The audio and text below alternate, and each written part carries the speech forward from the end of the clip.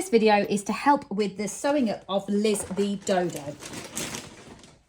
So what you're going to need when you finish is you'll have a body and head in one piece, and you'll have your centraliser or your contrasting piece of yarn in for that central chest point, and that's what forms the front of the body.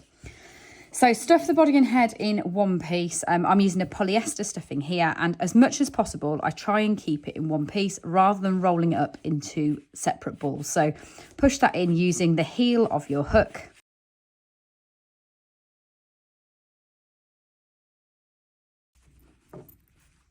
And then a tip about avoiding your birds having floppy heads. So obviously we are going to be sewing quite a heavy beak on this dodo, but if you were doing a different bird pattern that might have a crest or a big headpiece, what you need to watch is that you've got plenty of stuffing supporting this gap between the body and head. So right now, I haven't got a lot of stuffing at all going between the two parts. So once you put the stuffing in like that, all you need to do is use the tip of your hook and dip it down and gently tease some stuffing in between the head and the body like that, going in both directions so that you've got stuffing going in one continuous piece through. And that means that your bird will then hold up its head, so it won't be floppy. It'll look much more animate and alive. So once you've got the stuffing in, just gather the stitches to close them off.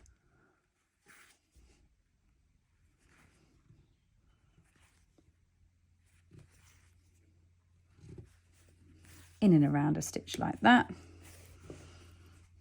And then I'm going to put Liz's beak on first. And this is because it is such a big piece, and this dodo, because they are a flightless bird, it only has tiny wings. So actually the most important bit to get central to this centraliser is actually the beak, rather than ordinarily I would usually, on a bird design, I'd be sewing the wings on first.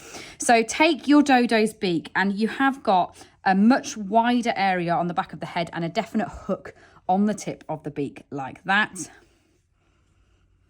Position this using your centraliser as your guide. So that forms the centre. We want this to be right up here like this, covering most of the front of the face. And then what I'm going to do is actually back stitch around to get the neatest finish. So I'm going to go through a stitch like that, back down and into the one behind it, and I'll go all the way around the edge, back stitching this panel into place.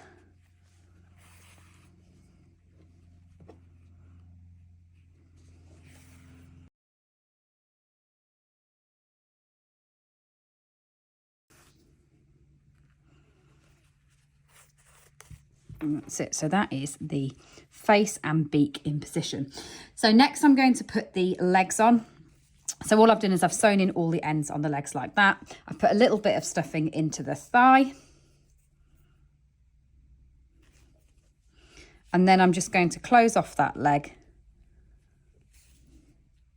flat to the front 3 toes.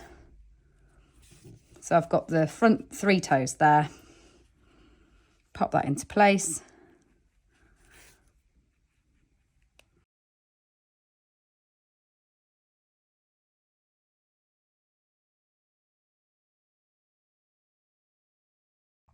So with your tail, all you need to do is fold it flat like that, and then once again sew between both sides of that round just to close it off. That'll just make it a bit easier to sew into position.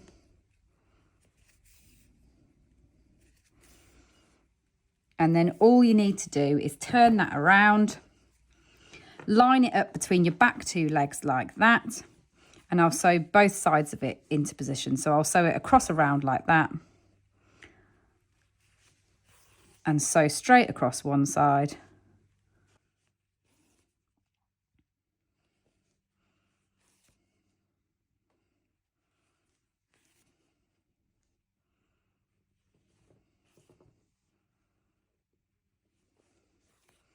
Like that, and then across the other.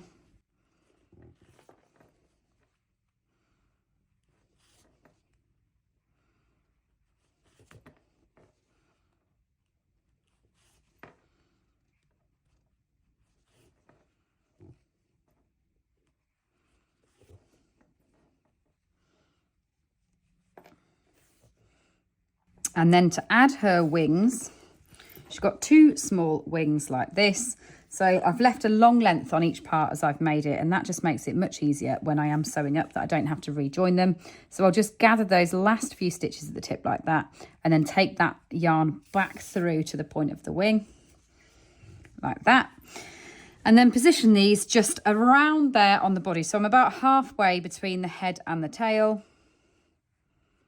And just position these in. Again, we're sewing a high contrast piece like we were with the beak. So I'm just going to back stitch so that I keep the stitches within the piece rather than them coming over the edge.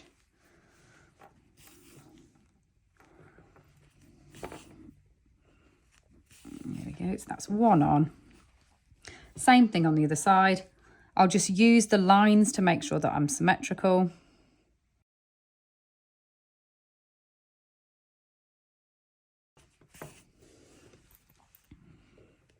There we go. And then the last thing to add is her eyes. So using your black thread,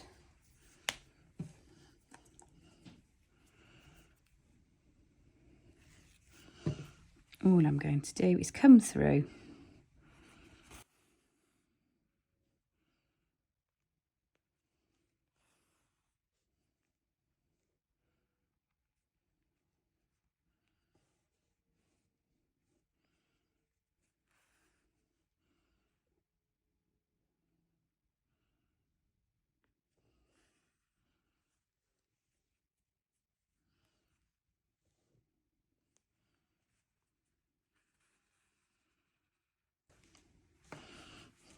and that is your Liz the Dodo complete.